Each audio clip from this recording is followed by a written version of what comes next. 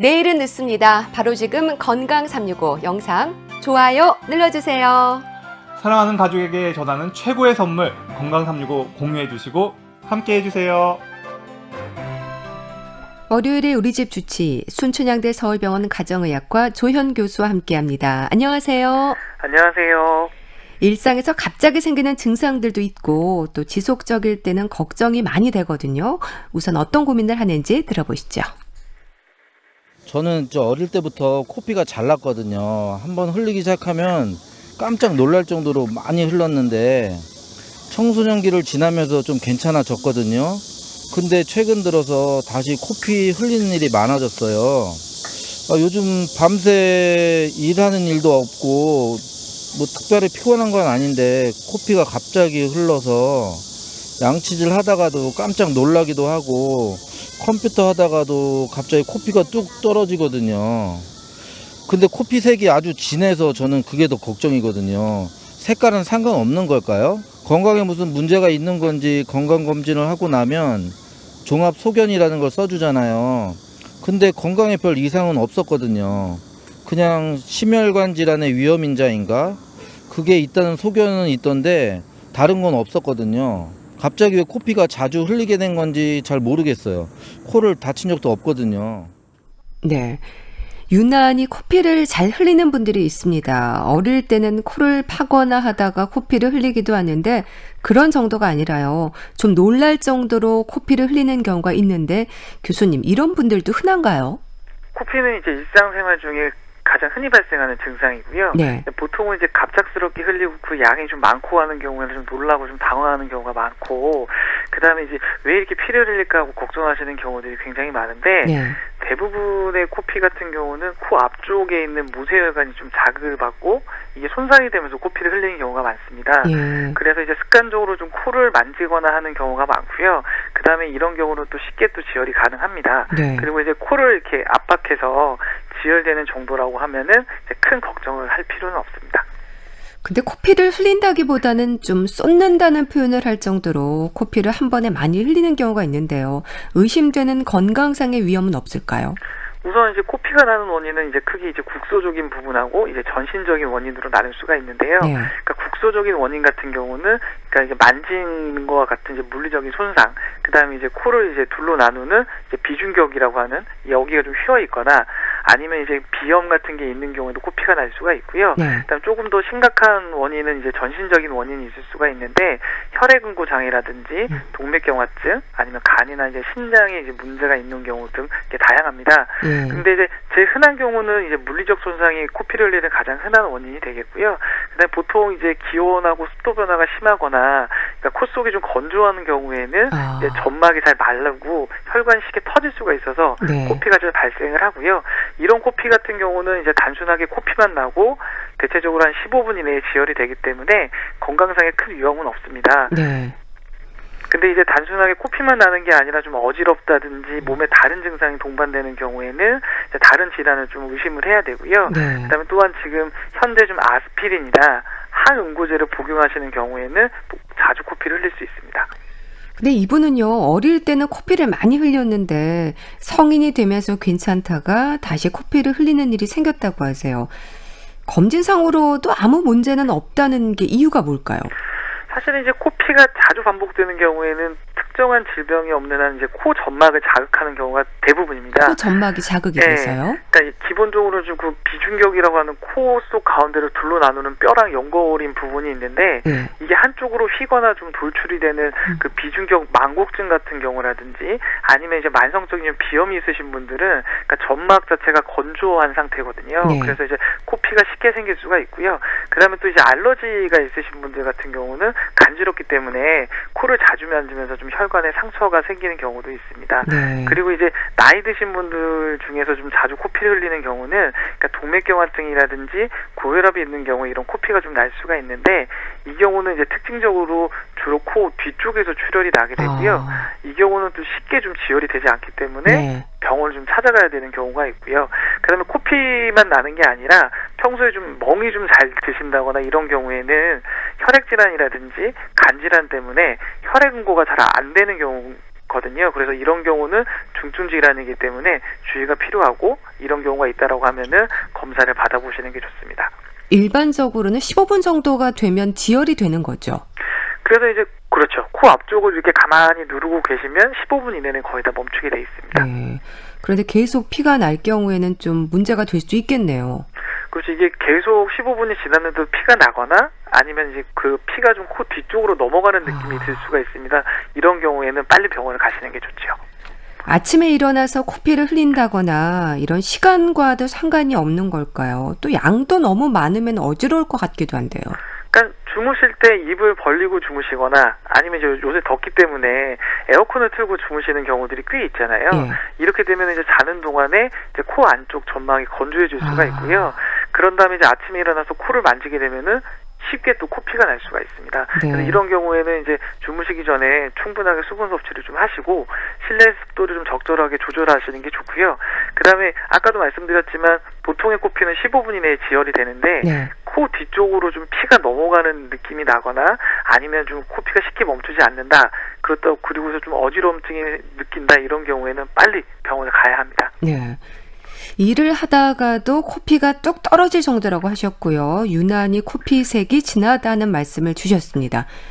근데 정말 색깔이 검붉은색을 보인다거나 하면 사실 조금 놀라기도 하는데 이런 것들이 괜찮을까요? 그렇죠. 무섭죠. 근데 네. 이제 대부분의 코피는 이제 거의 90% 정도는 코 앞쪽에서 발생을 하기 때문에 피도 빨간 피가 뚝뚝 떨어지고 이렇거든요. 네. 근데 이제 보통은 당황하지 않고 머리를 좀 앞쪽으로 숙이는 것만으로도 출혈을 좀 멈출 수가 있고요.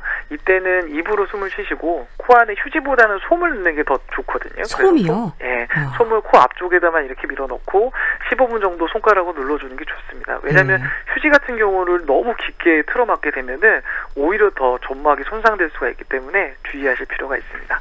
근데 코피가 날 때 머리를 좀 숙이는 게 좋은 건가요? 뒤로 젖히는 게 좋은 건가요? 머리를 앞쪽으로 숙이는 게 더 좋습니다. 앞쪽으로요. 왜냐하면 이제 뒤로 젖히실 경우는 피가 코 뒤로 넘어가기 때문에 네. 이게 기도라든지 이런 데로 들어갈 수가 있기 때문에 주의하실 필요입니다. 네. 코를 다친 적도 없고 어릴 때 이후로 다시 코피가 많아졌다고 하시는데 혹시 확인해 볼 수 있는 검사라든지 하는 부분은 없을까요? 일단 1년에 한두 번 정도 코피를 흘린다고 하면 추가적인 치료나 검사가 필요하진 않습니다. 네.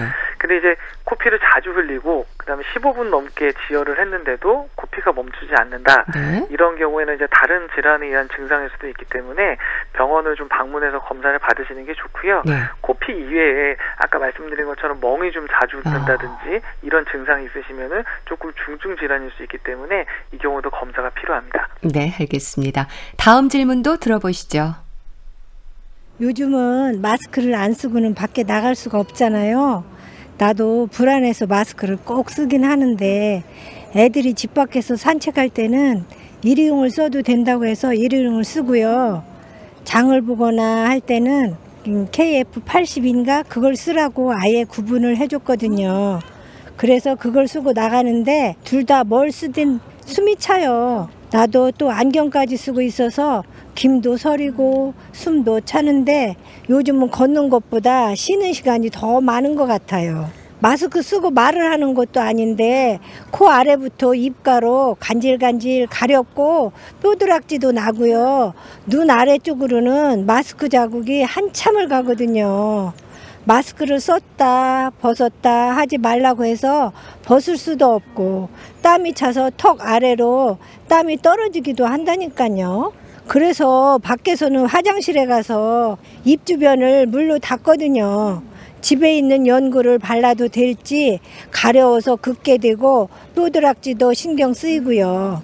숨찬 것도 걱정인데 어떻게 해야 할지 매일 집에만 있을 수도 없고 힘들어요. 네.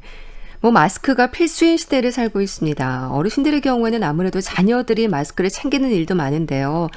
흔히 말하는 비말 차단용 마스크, 일회용 마스크가 있고 또 KF80도 있는데 사람이 많은 곳에서는 KF80을 사용하시고 더우니까 일회용 마스크도 사용하신다고 하십니다. 어떤가요? 잘하고 계신 거죠, 이분? 네, 잘하고 계십니다. 네. 실외에서 2m 이상의 간격이 가능할 때는 마스크를 벗고 산책과 같은 일을 하셔도 되는 건가요? 네, 맞습니다. 그 마스크를 항상 써야 되는 건 아니고요. 그러니까 다른 사람과 이제 접촉이 좀 많다든지 아니면 이제 실내에 있는 그 시설을 좀 이용하거나 이런 경우에는 마스크를 쓰셔야 되고요. 네. 근데 밖에서 야외에서 다른 사람하고 2m 간격을 유지할 수 있다라고 하면은 마스크를 벗고 다니셔도 괜찮습니다. 이게 특히나 이렇게 산책 같은 거 하실 때도 이제 마스크를 다 쓰고 다니시는 분들이 있는데 네. 사람이 좀 없다, 멀찌감치 떨어져 있다 이런 경우에는 마스크를 벗고 운동을 하셔도 됩니다. 네. 그래도 일상에서 마스크를 쓰는 게 기본인데요. 마스크를 자꾸 썼다 벗었다 하는 것도 삼가야 하는 부분이지 않을까 싶은데 어떻습니까? 그러니까 우선 마스크는 한번 쓰시면 이제 계속적으로 쓰고 계시는 게 좋고요. 네. 그다음에 이제 벗을 때는 이제 외출하고 돌아와서 벗으시는 게 제일 좋은데 날씨가 덥고 좀 답답하시다 보니까 마스크를 좀 썼다가 벗었다 하시는 분들이 꽤 많습니다. 네. 근데 이런 과정에서 마스크가 좀 오염이 될 수가 있고요. 그다음 또한 우리가 마스크를 손으로 자꾸 만지게 되면은 네. 손이 또 오염될 수가 있습니다. 그러면은 이로 인해서 또 감염이 발생할 수가 있고요. 여러 가지 피부 트러블이라든지 문제가 생길 수가 있습니다. 네. 마스크를 쓰고 말을 하는 것도 아닌데 안경으로 김이 서리고 숨도 차고 답답하다고 하십니다. 마스크 아래로 땀이 뚝뚝 떨어질 정도로 가시는데 이런 숨찬 증상이 좀 걱정이 되긴 하네요. 네, 그렇죠. 이제 KF 80보다는 KF 95의 경우가 숨쉬기가 더 불편하고요. 네. 근데 이런 거는 이제 건강한 사람에게는 괜찮은데 나이가 좀 많으시거나 아니면 이제 임신을 하셨거나 어린이거나 특히나 이제 심혈관계라든지 호흡기 환자인 분들 같은 경우는 호흡 능력 자체가 떨어져 있기 때문에 마스크를 쓰셔가지고 숨이 찬다 이런 경우에는 KF 숫자가 낮거나 네. 아니면 차라리 그냥 비말 차단용 마스크라든지 뭐 수술용 마스크죠. 덴탈 마스크를 뭐 변경하시는 게 훨씬 더 낫습니다. 예. 숨이 차다라고 하면 좀 걱정을 해야 되는 건가요? 일단은 이게 숨이 차는 정도라고 하면은 본인한테 좀 안 맞는 거거든요. 그리고 이제 비말 차단용이라든지 수술용 마스크로도 어느 정도 그 코로나 예방 효과가 있기 때문에 네. 굳이 KF94 같은 거는 사용을 안 하셔도 되고요. KF94 같은 경우는 의료인들, 그러니까 즉 그 코로나 의심이 되는 환자분들을 상대할 때 이제 쓰라고 추천이 되는 마스크이기 때문에 네. 평소 이제 걸어 다니실 때 숨이 좀 차다든가 아니면 답답하시든가 이런 증상이 있으신 분들은 마스크를 좀 변경하시는 게 좋습니다. 네. 가렵고 뾰루지도 나고요. 피부 질환도 고민하시는데 피부 연고를 발라야 하는지도 질문을 주셨습니다. 이게 마스크를 오래 착용하시고 특히나 지금 여름철이기 때문에 마스크를 쓰고 계시면은 일단 피부 그 안의 온도라든지 습도 자체가 높아지기 때문에 피지 분비도 좀 늘어나고요. 그다음에 좀 화장을 하시면은 이제 화장품 물질들 자체가 모공을 막기 때문에 여드름이 발생하거나 아니면 여러 가지 이제 접촉성 피부염이 생겨가지고 가렵다든지 빨개질 수가 있습니다. 그래서 마스크를 좀 오래 착용해야 되는 경우에는 그러니까 주기적으로 인적이 없는 곳에서 좀 마스크를 조심해서 벗으시고 네. 피부의 온도라든지 습도를 좀 낮춰주실 필요가 있고요. 그다음에 마스크를 착용하는 경우에는 화장은 진짜 최소한만 하시는 게 좋습니다. 네. 그리고 이제 세안에 조금 신경을 써주시고요. 그럼에도 불구하고 이런 여러 가지 피부 증상이 있다. 이런 경우에는 진단을 받으시고 연고를 바르시거나 약을 좀 복용하시는 게 좋습니다. 네. 근데 집에 있는 연고가 사실 참 많거든요. 근데 연고도 잘 구별해서 써야 하지 않을까 싶은데 연고를 처방받아서 쓰다가 한꺼번에 서랍에 넣어두면요. 나중에는 어디에 바르는 건지 사실 잘 모르겠더라고요. 그렇죠. 이제 연고 특히 좀 오래전에 쓰다가 좀 서랍에 넣어둔 것들이 많습니다. 근데 연고 같은 경우는 우선 이제 개봉을 해서 공기와 만나게 되면 이제 변질이 시작이 되거든요. 그렇기 때문에 연고 제품 같은 경우는 개봉을 한 지 6개월이 지났으면은 효과가 거의 없습니다. 개봉한 지 6개월이 지나면 쓰면 안 되는 거네요. 근데 이제 오해 착각들 하시는 부분들 연고 제품에 이렇게 기간 날짜가 써 있잖아요. 근데 그 날짜는 개봉하지 않은 채 보관이 가능한 기간이지 이거를 이제 개봉을 하고 나서 이제 안전하게 쓸 수 있는 기간이 아니거든요. 그렇기 때문에 이제 연고 같은 경우는 6개월 안에 사용하시는 게 좋고 사용했던 오래된 연고 같은 경우는 나중에 쓸 생각으로 보관하지 말고 정리하는 게 좋습니다. 저는 아까워서 쓰게 되는데 과감하게 버리셔야겠네요. 네, 맞습니다. 네. 마스크 거리를 사용하는 분들도 있던데요. 마스크의 올바른 사용법, 쓰고 벗을 때 조심할 점들도 알려주시죠. 우선 이제 마스크를 착용할 때는 맨 먼저 손을 깨끗하게 씻는 게 중요합니다. 그래서 손을 깨끗하게 씻으시고 입과 코를 완전히 가리도록 써야 하고요. 그다음에 이제 마스크와 얼굴 사이에 틈이 없는지 확인을 하시고 착용하는 동안에는 이제 가급적 마스크를 안 만지시는 게 좋습니다. 네. 그리고 이제 마스크에 또 혹시나 손이 닿는 경우라든지 아니면 벗고 난 다음에 마스크를 만졌던 손을 깨끗하게 씻으시는 게 좋고요. 벗으실 때도 가급적 마스크 앞부분을 만지지 않도록 주의하실 필요가 있습니다. 네. 자, 월요일에 우리 집 주치 건강에 대한 궁금증 풀어봤는데요. 순천향대 서울병원 가정의학과 조현 교수와 함께했습니다. 말씀 감사합니다. 네, 감사합니다.